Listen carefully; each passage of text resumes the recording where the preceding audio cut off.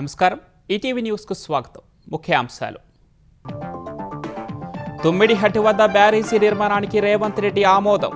150 మీటర్ల ఎత్తులో కట్టడానికి మహారాష్ట్రతో సంప్రదింపులు జరపాలని ఆదేశాలు. తెలంగాణ రాష్ట్ర భద్రతా సలహాదారుగా శివధర్ రెడ్డి నేడు డీజీపీగా పదవీ విరమణ. ఆ స్థానంలో బాధ్యతలు చేపట్టనున్న సివి ఆనంద్. డిసెంబర్ కల్లా ప్రభుత్వ సేవలన్నీ ఆన్లైన్ చేయాలన్న చంద్రబాబు. ఆర్టీజీఎస్ సమీక్షలో ఆదేశాలు. జూలై నాటికి డ్రోన్ సిటీ పనులు పూర్తి చేయాలని నిర్దేశం. నేడు ఏపీ కేబినెట్ భేటీ. అమరావతిలో కీలక పనులకు అనుమతులే అజెండా. పలు సంస్థల భూ కేటాయింపులకు పచ్చ జెండా ఊపే అవకాశం. బెంగళూరులో బీభత్సం సృష్టించిన వడగళ్ల వాన. ఆసుపత్రి గోడ కూలి 7గురి దుర్మరణం. మరమ్మతుల్లో ఇంజనీర్ల నిర్లక్ష్యంపై సీఎం ఆగ్రహం. 5 అసెంబ్లీల ఎన్నికల్లో ఎన్డీఏ సత్తా చాటుతుందన్న మోదీ. పశ్చిమ బెంగాల్లో ఎగ్జిట్ పోల్స్పై తృణమూల్ ఆగ్రహం. బీజేపీ గెలవదని స్పష్టీకరణ. ఇరాన్ ఓడరేవుల దిగ్బంధనాన్ని దీర్ఘకాలం కొనసాగించాలని ట్రంప్ యోచన. ఎక్కువ కాలం పొడిగిస్తే అమెరికా నౌకల్ని తగలబెట్టేస్తామన్న ఐఆర్జీసీ.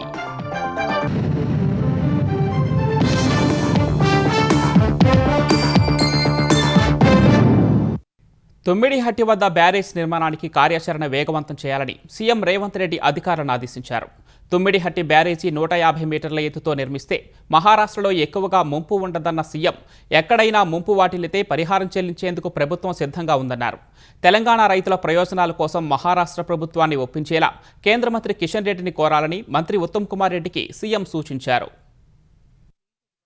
ప్రాణహిత చేవెళ్ల ప్రాజెక్టులో భాగంగా తుమ్మిడిహెట్టి వద్ద బ్యారేజీ నిర్మించాలని తెలంగాణ ప్రభుత్వం నిర్ణయించింది. తుమ్మిడిహెట్టి నుంచి శ్రీపాద ఎళ్లంపల్లికి నీటిని తరలించేలా ప్రణాళిక చేస్తున్నారు. తుమ్మిడిహెట్టి నుంచి ఎళ్లంపల్లి అనుసంధానానికి 4 మార్గాలపై ఆర్వీ అసోసియేట్స్, ఐఐటి హైదరాబాద్ అధ్యయనం చేసి సిఫార్సులు చేసింది. ఈ నేపథ్యంలో ఎంసీఆర్హెచ్ఆర్డీలో ముఖ్యమంత్రి రేవంత్ రెడ్డి ఉన్నత స్థాయి సమీక్ష నిర్వహించారు. తుమ్మిడిహెట్టి బ్యారేజీని ఎంత ఎత్తు నిర్మిస్తే ఎంత నీటిని వినియోగించుకునే వీలుందన్న అంశాలపై అధికారులు పవర్ పాయింట్ ప్రజెంటేషన్ ఇచ్చారు. ప్రాణహిత చేవెళ్ల ప్రాజెక్టుపై ఇప్పటికే రాష్ట్ర ప్రభుత్వం సుమారు 11,000 కోట్లు ఖర్చు చేసిందని, 71.5 కిలోమీటర్ల కాలువల పనులు పూర్తయ్యాయని సీఎంకు అధికారులు వివరించారు. ఇప్పటికే చేపట్టిన నిర్మాణాలన్నింటినీ సద్వినియోగం చేసుకునేందుకు తుమ్మిడిహెట్టి బ్యారేజ్ 150 మీటర్ల ఎత్తున నిర్మిస్తే కనీసం 100 టీఎంసీల నీటిని వినియోగించుకునే వీలుంటుందని, రాష్ట్ర ప్రయోజనాలు నెరవేరుతాయని సూచించారు. బ్యారేజీ 152 మీటర్ల ఎత్తు నిర్మిస్తే మహారాష్ట్ర పరిధిలో ముంపు ప్రభావం ఉంటుందని, 150 మీటర్లు నిర్మిస్తే తక్కువ ఖర్చుతో నీటిని తీసుకునే వీలుందని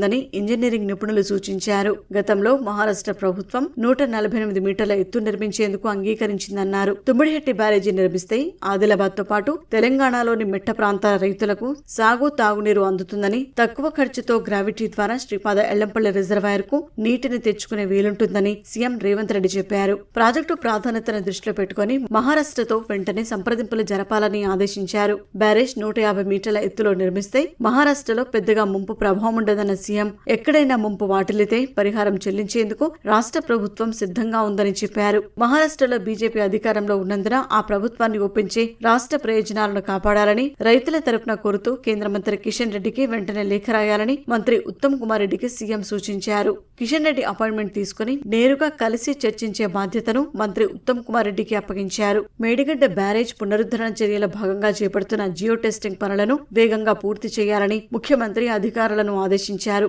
వర్షాలు పడేలోపు పనులు పూర్తి చేయాలని స్పష్టం చేశారు. తెలంగాణ డీజీపీగా నేడు పదవీ విరమణ చేయనున్న శివధర్ రెడ్డి రాష్ట్ర భద్రతా సలహాదారుగా నియమితులైనట్లు తెలిసింది. ప్రభుత్వ ప్రధాన కార్యదర్శి హోదాతో కూడిన ఈ పదవిలో 3 ఏళ్ల పాటు పనిచేస్తారని సమాచారం. రంగారెడ్డి జిల్లా ఇబ్రహీంపట్నం మండలం తులేకలానికి చెందిన శివధర్ రెడ్డి 1994 ఐపీఎస్ బ్యాచ్ ద్వారా ఆంధ్రప్రదేశ్ క్యాడర్కి ఎంపికయ్యారు. ఉమ్మడి రాష్ట్రంలో అదనపు ఎస్పీగా పలు జిల్లాల్లో విధులు నిర్వర్తించారు.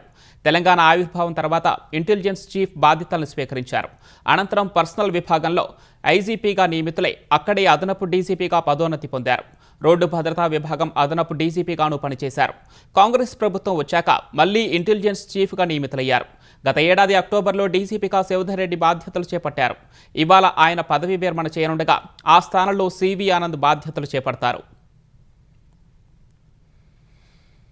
తెలంగాణలో రాయితీతో కూడిన ఎల్ఆర్ఎస్ల రిజిస్ట్రేషన్ల గడువును ప్రభుత్వం మరో 3 నెలలు పొడిగించింది. వచ్చే నెల 1వ తేదీ నుంచి జూలై 31 వరకు ఎల్ఆర్ఎస్ రిజిస్ట్రేషన్ చేయించుకునే వారికి ఛార్జీల్లో 25% రాయితీ ఉంటుందని స్పష్టం చేసింది. గతేడాది జూన్ నాటికి గడువు ముగియగా ఎల్ఆర్ఎస్ రిజిస్ట్రేషన్ల ద్వారా దాదాపు 2.5 వేల కోట్లు ఆదాయం వచ్చినట్లు అధికారులు తెలిపారు.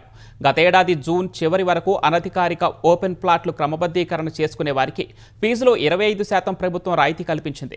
అప్పట్లో అధికారులు 20,42,944 దరఖాస్తుదారులను అర్హులుగా గుర్తించి ఫీజు చెల్లించేందుకు సమాచారం ఇచ్చారు. మరో 5 లక్షలకు పైగా దరఖాస్తులను వివిధ కారణాలతో తిరస్కరించారు. ఇప్పటి వరకు 5,92,649 దరఖాస్తులు 25% రాయితీ కింద ఫీజు చెల్లించి రిజిస్ట్రేషన్ చేయించుకున్నారు. తాజాగా మరో 3 నెలల పాటు గడువు ఇవ్వడంతో మిగిలిన దరఖాస్తుదారులు ఎల్ఆర్ఎస్ చేసుకోవడానికి ముందుకు వస్తారని అధికారులు అంచనా వేస్తున్నారు. 2020 ఆగస్టు 31 నుంచి అక్టోబర్ 31 వరకు 2 నెలల పాటు గత బీఆర్ఎస్ ప్రభుత్వం స్వీకరించిన ఎల్ఆర్ఎస్ దరఖాస్తులకు మాత్రమే కాంగ్రెస్ సర్కార్ క్రమబద్ధీకరణకు అవకాశం కల్పించింది. ప్రభుత్వ శాఖల సేవలన్నీ డిసెంబర్ నాటికల్లా ఆన్లైన్లో అందించాలని ముఖ్యమంత్రి చంద్రబాబు అధికారులను ఆదేశించారు. వాట్సాప్ గవర్నెన్స్ మనమిత్ర పరిధిలోకి అన్ని సేవలు తీసుకొస్తే ప్రజలు ప్రభుత్వ కార్యాలయాల చుట్టూ తిరిగే పని ఉండదన్నారు. ఈ ఏడాది జూలై నాటికి కర్నూలు జిల్లాలో డ్రోన్ సిటీ మొదటి దశ పనులు పూర్తి చేయాలని స్పష్టం చేశారు. సీఎం చంద్రబాబు ఉండవల్లి క్యాంపు కార్యాలయంలో వివిధ శాఖల ఉన్నతాధికారులతో సమీక్ష నిర్వహించారు. మనమిత్ర వాట్సాప్ గవర్నెన్స్ ద్వారా ప్రస్తుతం 1035 సేవలు అందిస్తున్నామని సీఎం తెలిపారు. వాట్సాప్ గవర్నెన్స్ సేవలు ప్రారంభించినప్పటి నుంచి ఇప్పటి వరకు 54 లక్షల మంది ప్రజలు 1,78,00,000 సేవలు పొందారని అధికారులు సీఎంకు వివరించారు. వాట్సాప్ గవర్నెన్స్ సేవల వినియోగంపై ప్రజలకు అవగాహన కల్పిస్తున్నామని చెప్పారు. ప్రభుత్వ శాఖలు అందించే సేవలన్నింటినీ ఆన్లైన్లో అందుబాటులో ఉంచాలని చంద్రబాబు అధికారుల్ని ఆదేశించారు.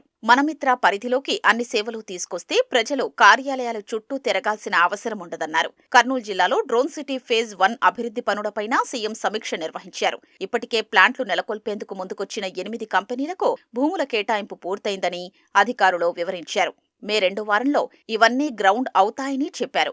డ్రోన్ సిటీ మాస్టర్ ప్లాన్ ఖరారైందని చెప్పారు. జూలై నాటికి డ్రోన్ సిటీ మొదటి దశ పనులు పూర్తి చేయాలని సీఎం దిశానిర్దేశం చేశారు. రాష్ట్రంలో సీసీ కెమెరాల ఏర్పాటుపైన సీఎం సమీక్ష చేశారు. దేశంలో మరే రాష్ట్రంలోనూ లేనంతగా ఏపీలో సీసీటీవీ కెమెరాల ఏర్పాటు, వినియోగం, పర్యవేక్షణ జరుగుతోందని అధికారులు తెలిపారు.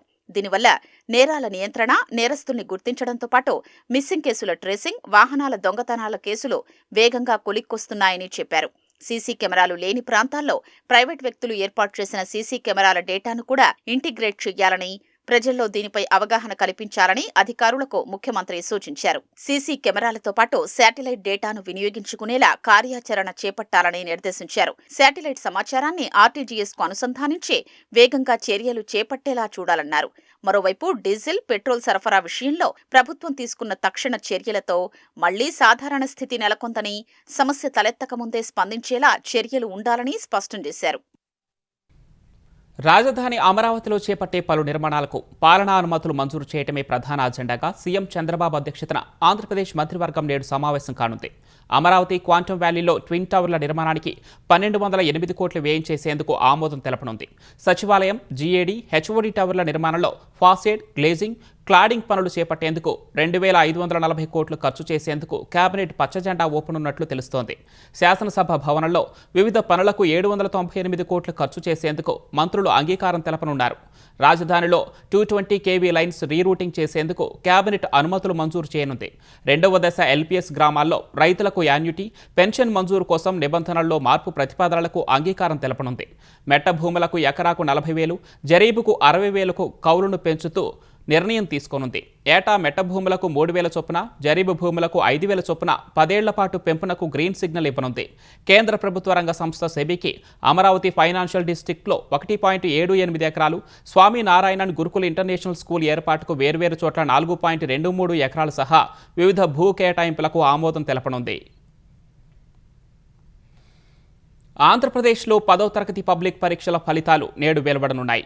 ఉదయం 11 గంటలకు విడుదల చేయనున్నట్లు విద్యాశాఖ మంత్రి నారా లోకేష్ తెలిపారు.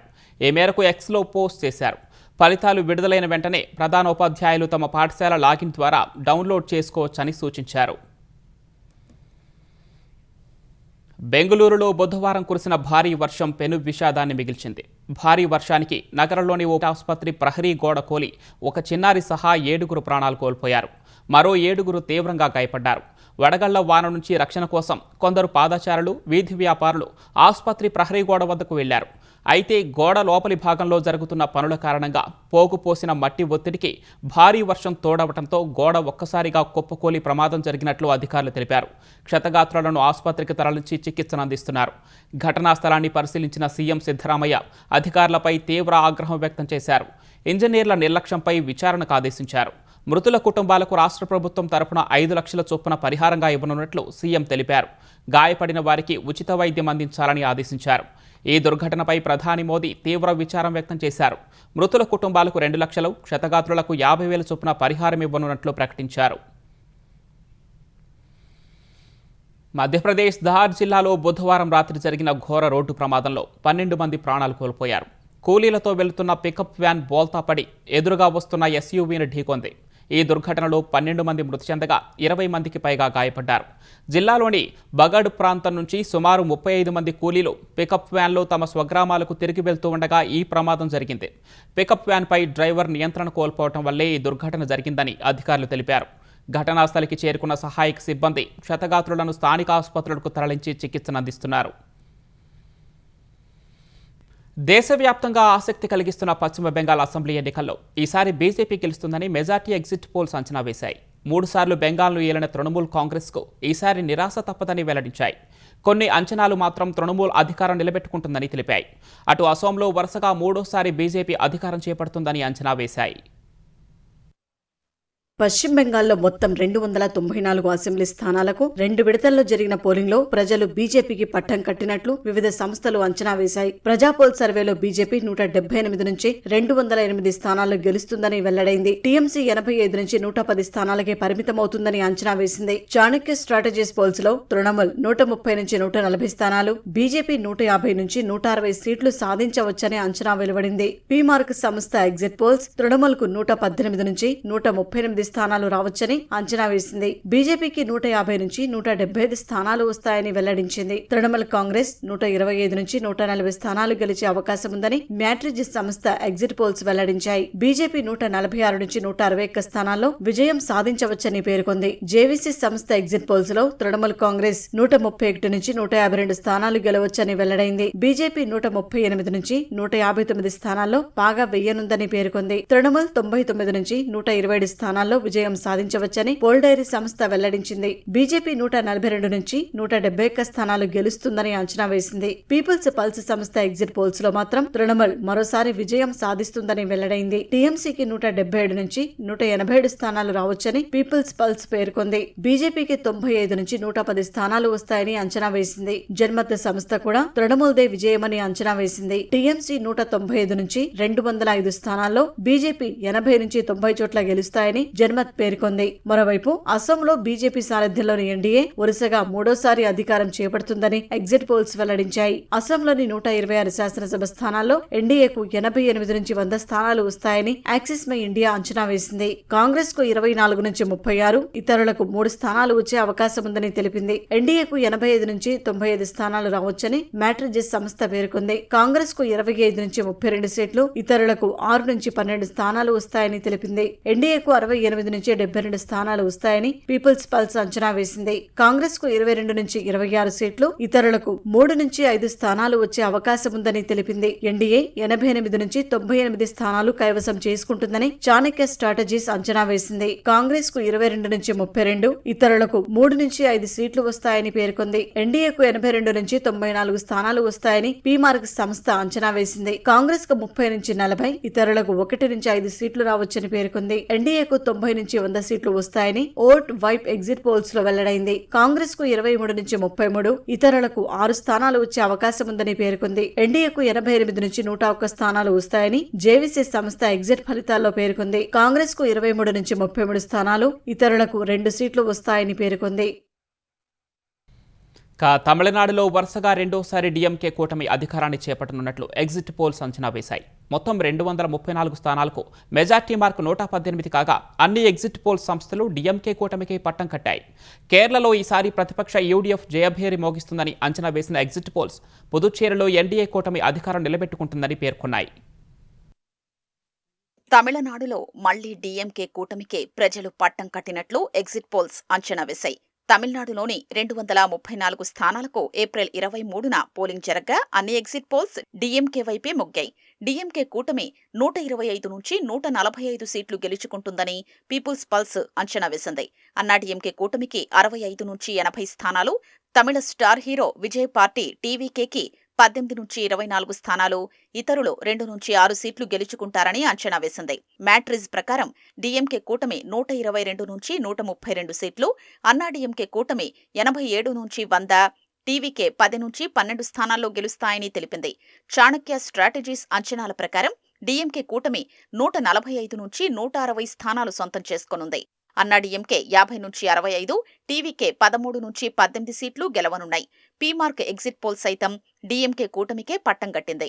డీఎంకే కూటమి 125 నుంచి 145 సీట్లు, అన్నాడీఎంకే కూటమి 65 నుంచి 85, టీవీకే 16 నుంచి 26 స్థానాల్లో గెలుస్తాయని పేర్కొంది. డీఎంకే కూటమి 120 నుంచి 140 సీట్లను కైవసం చేసుకుంటుందని పీపుల్స్ ఇన్సైట్ వెల్లడించింది. అన్నాడీఎంకే కూటమి 60 నుంచి 70, టీవీకే 30 నుంచి 40 స్థానాల్ని సొంతం చేసుకుంటాయని పేర్కొంది. అయితే యాక్సిస్ మైండియా సర్వే మాత్రం ఎవరికీ స్పష్టమైన మెజారిటీ రాదని, విజయ్ పార్టీకి ఎక్కువ సీట్లొస్తాయని అంచనా వేసింది. డీఎంకే కూటమికి 92 నుంచి 110, ఎన్డీఏకు 22 నుంచి 32, టీవీకేకి 98 నుంచి 120 సీట్లొస్తాయని పేర్కొంది. పుదుచ్చేరిలో మళ్లీ ఎన్డీఏ కూటమే విజయం సాధించనున్నట్లు దాదాపు అన్ని ఎగ్జిట్ పోల్స్ అంచనా వేశాయి. పుదుచ్చేరిలో మొత్తం 30 అసెంబ్లీ స్థానాలు ఉండగా ఎన్డీఏకు 16 నుంచి 19 సీట్లొస్తాయని పీపుల్స్ పల్స్ తెలిపింది. కాంగ్రెస్, డీఎంకే నేతృత్వంలోని ఎస్పీఏ కూటమికి 10 నుంచి 12, ఇతరులు 1 నుంచి 2 చోట్ల గెలుస్తారని అంచనా వేసింది. చాణక్య స్ట్రాటజీస్ ఎన్డీఏకు 17 నుంచి 20 సీట్లు, ఎస్పీఏకు 9 నుంచి 13 వస్తాయని అంచనా వేసింది. టీవీకే ఒక చోట గెలవొచ్చని తెలిపింది. యాక్సిస్ మైండియా సర్వే ప్రకారం ఎన్డీఏ 16 నుంచి 20, ఎస్పీఏకు 6 నుంచి 8, టీవీకేకు 2 నుంచి 4, ఇతరులు 1 నుంచి 3 చోట్ల గెలవనున్నారు. ప్రజాపోల్ సర్వే ప్రకారం ఎన్డీఏకు 19 నుంచి 25, కాంగ్రెస్ కూటమికి 6 నుంచి 10 సీట్లు దక్కనున్నాయి. కామాఖ్య అనలిటిక్స్ సర్వేలో ఎన్డీఏ 17 నుంచి 24, ఎస్పీఏ 4 నుంచి 7, టీవీకేకు 1 నుంచి 2 సీట్లొస్తాయని తేలింది. కేరళ ఎన్నికల్లో యూడీఎఫ్ కూటమి విజయం సాధిస్తుందని మెజారిటీ ఎగ్జిట్ పోల్స్ అంచనా వేశాయి. 140 స్థానాలు ఉన్న కేరళ అసెంబ్లీలో అధికారం చేపట్టడానికి 71 స్థానాల్లో విజయం సాధించాల్సి ఉండగా యూడీఎఫ్కు 75 నుంచి 87 సీట్లొస్తాయని పీపుల్స్ పల్స్ పేర్కొంది. ఎల్డీఎఫ్ 55 నుంచి 65 స్థానాల్లో గెలుస్తుందని అంచనా వేసింది. ఓట్ వైబ్ సర్వే ప్రకారం యూడీఎఫ్కు 70 నుంచి 80, ఎల్డీఎఫ్ 58 నుంచి 68 చోట్ల గెలవనున్నాయి. మ్యాట్రిజ్ అంచనా ప్రకారం యూడీఎఫ్కి 70 నుంచి 75, ఎల్డీఎఫ్కు 60 నుంచి 65, ఎన్డీఏ 3 నుంచి 5 చోట్ల గెలిచే అవకాశం ఉంది. చాణక్య స్ట్రాటజీస్ సర్వే ప్రకారం యూడీఎఫ్ 72 నుంచి 80, ఎల్డీఎఫ్ 58 నుంచి 64 సీట్లు, ఎన్డీఏ 3 సీట్ల వరకు గెలిచే అవకాశం ఉంది. యాక్సిస్ మైండియా యూడీఎఫ్ కూటమికి 78 నుంచి 90, ఎల్డీఎఫ్కు 49 నుంచి 62, ఎన్డీఏ 3 చోట్ల గెలిచే అవకాశం ఉందని అంచనా వేసింది. పీమార్క్ సర్వే యూడీఎఫ్ 71 నుంచి 79 స్థానాల్లోనూ, ఎల్డీఎఫ్ 62 నుంచి 69, ఎన్డీఏ 1 నుంచి 4 చోట్ల విజయం సాధిస్తుందని తెలిపింది. జేవీసీ పోల్ యూడీఎఫ్ 72 నుంచి 84, ఎల్డీఎఫ్ 52 నుంచి 61, ఎన్డీఏ 3 నుంచి 7 చోట్ల గెలిచే అవకాశం ఉందని అంచనా వేసింది. 4 రాష్ట్రాల అసెంబ్లీ ఎన్నికల్లో బీజేపీ నేతృత్వంలోని ఎన్డీఏ విజయం సాధిస్తుందని ప్రధాని నరేంద్ర మోదీ ధీమా వ్యక్తం చేశారు. కేంద్రపాలిత ప్రాంతం పుదుచ్చేరి ఎన్నికల్లోనూ గెలుస్తామని పేర్కొన్నారు. ఉత్తరప్రదేశ్లోని మేరట్, ప్రయాగ్రాజ్లను కలుపుతూ నిర్మించిన 594 కిలోమీటర్ల గంగా ఎక్స్ప్రెస్ వేను నిన్న ప్రధాని మోదీ ప్రారంభించారు. పశ్చిమ బంగాల్లో ఈసారి ఓటర్లు ఎలాంటి భయం లేకుండా తమ ఓటు హక్కును వినియోగించుకున్నారని పేర్కొన్నారు. అంతకుముందు మోదీ వారణాసిలో రోడ్ షో నిర్వహించారు. నగరంలోని వివిధ ప్రాంతాల మీదుగా సాగిన ఈ రోడ్ షో కాశీ విశ్వనాథ ఆలయం వద్ద ముగిసింది. ఆలయంలో వేద మంత్రాల నడుమ ప్రధాని పూజలు చేశారు. తృణమూల్ కాంగ్రెస్ ఎంపీ డెరెక్ ఓబ్రయన్ ప్రధాని నరేంద్ర మోదీకి సవాల్ విసిరారు. ఈసారి ఎన్నికల్లో తృణమూల్ కాంగ్రెస్ అధికారాన్ని నిలబెట్టుకుంటే ప్రధాని పదవికి రాజీనామా చేస్తారా అని ఓబ్రెయిన్ మోదీని ప్రశ్నించారు. పెద్ద పెద్ద మాటలు మాట్లాడటం మాని తన సవాల్ను స్వీకరించాలని సామాజిక మాధ్యమం ఎక్స్లో ఆయన ఓ వీడియో పోస్ట్ చేశారు. ప్రధాని మోదీ రాజకీయంగా ప్రగల్భాలు పలుకుతున్నారని అందులో ఆరోపించారు. బెంగాల్లో 294 స్థానాల్లో తానే అభ్యర్థినని ప్రధాని ప్రకటించుకున్న విషయాన్ని గుర్తు చేసిన ఓబ్రెయిన్, మమతా బెనర్జీ నేతృత్వంలోని టీఎంసీ మళ్లీ గెలిస్తే ప్రధాని పదవికి మోదీ రాజీనామా చేయాలని డిమాండ్ చేశారు. Business reformer of the year 2025 award అందుకున్న సందర్భంగా సీఎం చంద్రబాబు పాలనా యంత్రాంగానికి నేడు ఆత్మీయ విందివ్వనున్నారు. మంత్రులు, కార్యదర్శులు, శాఖాధిపతులు ఈ విందుకు హాజరు కానున్నారు. డిన్నర్ విత్ విన్నర్స్ పేరుతో అమరావతిలోని సిఆర్డీఏ కార్యాలయంలో ఈ విందు సమావేశానికి రావాలని ముఖ్యమంత్రి, మంత్రులు, అధికారులను ఆహ్వానించారు. తనకు వచ్చిన అవార్డు రాష్ట్రానికి, ప్రభుత్వానికి వచ్చిన గుర్తింపు అని ప్రకటించారు. టీం ఏపీ స్పిరిట్తో పనిచేయటం సహా అందరి సహకారం, భాగస్వామ్యంతో అవార్డు వచ్చిందన్నారు. 22 నెలల్లో సాధించిన విజయాలు, రానున్న 38 నెలల లక్ష్యాలపై చర్చించి అధికారులను ఉత్సాహపరిచేలా కార్యక్రమం జరగనుంది. ఆంధ్రప్రదేశ్లో ప్రజల ఆరోగ్య సంరక్షణ కోసం వినూత్న పథకానికి వైద్యారోగ్య శాఖ శ్రీకారం చుట్టింది. రోగాల ముందస్తు నివారణ లక్ష్యంగా ఒక్కొక్కరికి 47 రకాల పరీక్షలు చేయనున్నట్లు ఏపీ వైద్యారోగ్య శాఖ మంత్రి సత్యకుమార్ తెలిపారు. ఈ మేరకు సీఎం చంద్రబాబు ఇచ్చిన హామీ అమలు చేయనున్నట్లు తెలిపారు. ఇందుకోసం ఏడాదికి 163 కోట్ల రూపాయల వ్యయంతో 57 లక్షల మందికి సమగ్ర పరీక్షలు చేయనున్నారు. త్వరలో 104 సంచార వైద్య వాహనాల ద్వారా ఈ సేవలు ప్రారంభిస్తామని సత్యకుమార్ తెలిపారు. హైదరాబాద్ను గ్లోబల్ బిజినెస్ సర్వీసెస్ హబ్గా తీర్చిదిద్దేందుకు ప్రణాళికాబద్ధంగా కృషి చేస్తున్నామని తెలంగాణ ఐటీ శాఖ మంత్రి శ్రీధర్ బాబు అన్నారు. గ్లోబల్ క్యాపబిలిటీ సెంటర్లను కేవలం కార్యాలయాలుగానే చూడకుండా పలు ఆవిష్కరణల కేంద్రాలుగా మారుస్తామని తెలిపారు. హైదరాబాద్ నానక్రామ్గూడలో ప్రపంచంలోనే 2వ అతిపెద్ద బ్రూయింగ్ సంస్థ హైనెకెన్ బిజినెస్ సర్వీసెస్ సెంటర్ను శ్రీధర్ బాబు ప్రారంభించారు. 76,000 చదరపు అడుగుల విస్తీర్ణంలో ఏర్పాటు చేసిన జీసీసీలో 300 మందికి పైగా సాఫ్ట్వేర్ నిపుణులకు ఉద్యోగావకాశాలు లభిస్తాయని మంత్రి వెల్లడించారు. హైనెకెన్ లాంటి సంస్థలు హైదరాబాద్ను ఎంచుకోవటం ప్రభుత్వ ప్రగతిశీల విధానాలకు, పారిశ్రామిక ప్రగతికి నిదర్శనమన్నారు. హైదరాబాద్ను కేవలం ఐటీ కంపెనీల ఏర్పాటుకే కాకుండా ప్రపంచ శ్రేణి వ్యాపారాలకు చిరునామాగా మారుతోందని శ్రీధర్ బాబు వివరించారు.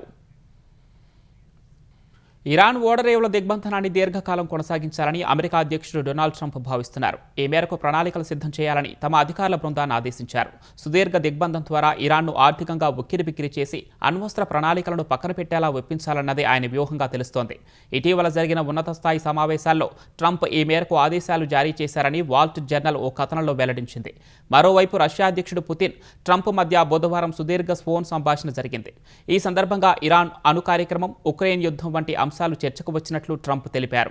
ఇరాన్ అణు కార్యక్రమం అంశంలో సహాయం చేసేందుకు పుతిన్ ఆసక్తి చూపారని డొనాల్డ్ ట్రంప్ చెప్పారు. And I talked a little bit about Iran. I talked about a few different subjects, mostly about Ukraine. And I think we're going to come up with a solution relatively quickly, I hope. I think he'd like to see a solution, I can tell you, and that's good. He told me he'd like to be involved with the enrichment if he can help us get it. I said I'd much rather have you be involved with ending the war with Ukraine. To me, that would be more important because we're going to have that. Look, we're not going to let Iran have a nuclear weapon, and we've knocked out their navy, we've knocked out their air force, we've knocked out their anti-aircraft, everything, apparatus, everything they have, their radar. They have very little left, and they have some missiles, a small percentage. They have a small percentage of missile-making facilities. We knocked out about 80% of them. The rest could come very quickly if we don't make a deal. Hormuz జలసంధి దిగ్బంధనాన్ని పొడిగిస్తే మునుపెన్నడూ లేనంత తీవ్ర స్థాయిలో విరుచుకుపడతామని అమెరికాను Iran హెచ్చరించింది. తమ సహనానికి పరిమితులు ఉంటాయని పేర్కొంది. ఇరాన్ అధికారిక మీడియాలో ఈ మేరకు కథనం వెలువడింది. మరోవైపు అమెరికా మళ్లీ దాడులకు దిగితే పశ్చిమాసియా వ్యాప్తంగా తమ అనుకూల గ్రూపులు రంగంలోకి దిగుతాయని ఐఆర్జీసీ హెచ్చరించింది. అమెరికా భారీ నౌకలను సముద్రంలోని తగలబెట్టేస్తామని బెదిరించింది. లండన్లోని గోల్డర్స్ గ్రీన్ ప్రాంతంలో 2 యూదులపై ఓ దుండగుడు కత్తితో దారుణంగా దాడి చేశాడు. స్థానికంగా ఉన్న యూదుల ప్రార్థనా మందిరం సమీపంలో ఈ ఘటన జరిగింది. తీవ్రంగా గాయపడిన ఇద్దరిని ఓ స్వచ్ఛంద సంస్థ వైద్య బృందం ఆసుపత్రికి తరలించింది. ప్రస్తుతం వారు కోలుకుంటున్నట్లు తెలుస్తోంది. కత్తితో దాడి చేసిన 45 ఏళ్ల దుండగుడిని పోలీసులు అదుపులోకి తీసుకున్నారు. నిందితుడు పోలీసులపై కూడా దాడి చేసేందుకు యత్నించినట్లు అధికారులు వెల్లడించారు.